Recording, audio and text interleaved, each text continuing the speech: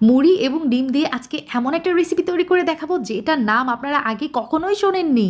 মাত্র হাতে গোনা 5 মিনিটে এই রেসিপিটা তৈরি করা যায়। যখন আমার হাতে সময় কম থাকে, ধরেন ঝটপট নাস্তা তৈরি করা লাগবে, তখন আমি এই রেসিপিটা তৈরি করে ফেলি। নট অনলি এটা নাস্তা হিসাবে সার্ভ করা যায়, এটা কিন্তু বাচ্চাদের টিফিন অথবা আপনি ডিনারের জন্য বানিয়ে ফেলতে পারেন।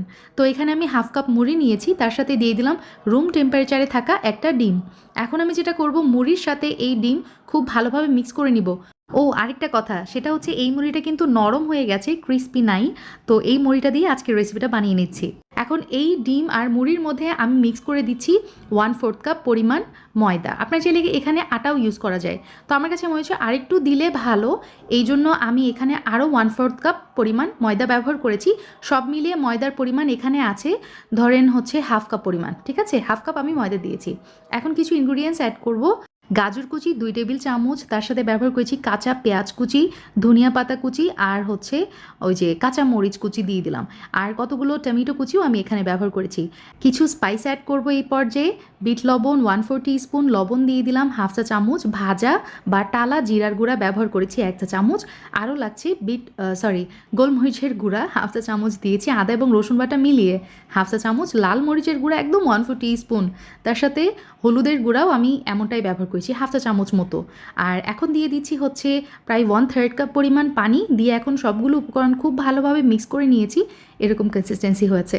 এখন চুলাতে চলে আসছি। একটা প্যানের মধ্যে এখানে প্রায় 1 টেবিল চামচ মতো তেল দিয়ে দিলাম, আর ওই যে মুড়ি এবং ডিমের সেই স্পেশাল ব্যাটারটা আমি কিন্তু কড়াইয়ের মধ্যে দিয়েছি। চুলার জাল এই পর্যায়ে মিডিয়াম টু লোতে থাকবে, আর চামচ দিয়ে আমি এই ব্যাটারটা কিন্তু একটু ছড়িয়ে দিয়েছি, দেখতেই পাচ্ছেন কেমনটা হয়েছে। এখন উল্টিয়ে দিলাম এবং একটু চেপে চেপে এটা সুন্দরভাবে 2 পাশ থেকে ভেজে নিয়েছি। তো পারফেক্ট হয়ে গেছে। তো এভাবেই আমি সবগুলো ভেজে নিব। আর কালারটা দেখেন কত নাইস আসছে, মাশাল্লাহ। তো এভাবে আমি সবগুলো ভেজে নিব। এটা কড়াই থেকে উঠিয়ে ফেলছি। সেমভাবেই আমি তেল দিব, তারপরে এই ব্যাটারটা দিয়ে একটার পর একটা ভেজে ফেলেছি। মুড়ি দিয়ে তৈরি স্পেশাল স্ন্যাক্স তৈরি হয়ে গেছে আমার। তো এখানে আমি একটা টুইস্ট করেছি, সেটা হচ্ছে এই যে দেখেন, আমি এটার নাম দিয়েছি মুড়ির পরোটা। খেতে হয়েছিল অসম্ভব মজা, তো যাই হোক। তো মুড়ির পরোটা নিয়েছি, তার মধ্যে আমি কতগুলো শশা কুচি ব্যবহার করেছি। আপনারা চাইলে গাজর, টমেটো, ধনিয়া পাতা এগুলো ব্যবহার করতে পারেন, আপনাদের ইচ্ছা। মুড়ি দিয়ে আজকে একদমই ইউনিক একটা রেসিপি তৈরি করতে যাচ্ছি। যাই হোক, টমেটো সস দেওয়ার পরে আমি আমার স্পেশাল মেয়োনিজটা দিয়ে দিয়েছি। এই রেসিপিটা কিন্তু আপনাদের সঙ্গে শেয়ার করেছিলাম। নর্মাল মেয়োনিজের থেকেও এই মেয়োনিজ হয় 1000 গুণ বেশি মজার। তো আমার সব কাজ শেষ। এখন এই পরোটা রোল করে নিলেই তৈরি হয়ে যাবে মুড়ি এগ রোল। এটা খেতে এতটা মজা হয়েছিল, একদম ইউনিক একটা নাস্তার রেসিপি।